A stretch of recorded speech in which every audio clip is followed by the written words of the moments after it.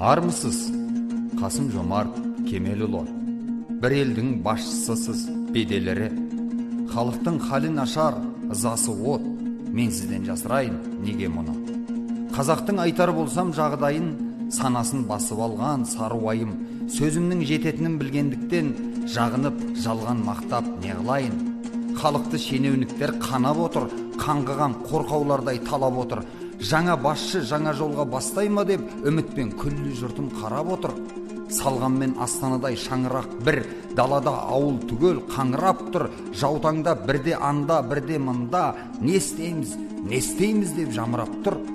Үйренген азапқа да мазаққа да сабыры ұлтыңыздың ғажап дара. Көп ұлтты Қазақстан дегенменен ұлттардың ең сорлысы қазақ қана. Бас құрбан, елім үшін жүрек құрбан, жайым жоқ, тәқ мансапқа тілек қылған, әуелі Құдай, сосын қалың қазақ, басқандай қамқорым жоқ, тіреп тұрған. Ел дегендер экстремист саналуда, тергеусіз, тексерусіз қамалуда, полиция, комитет, прокурор, сот соңынан тыным бермей шамалуда.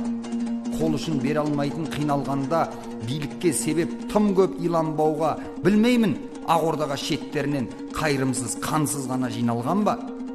Сіздің жақ тек бұйыруды ұнатады, сол біздің еңсемізді құлатады. Арыз айтқан ауылдың мұғалімін неге қорлап кешірім сұратады?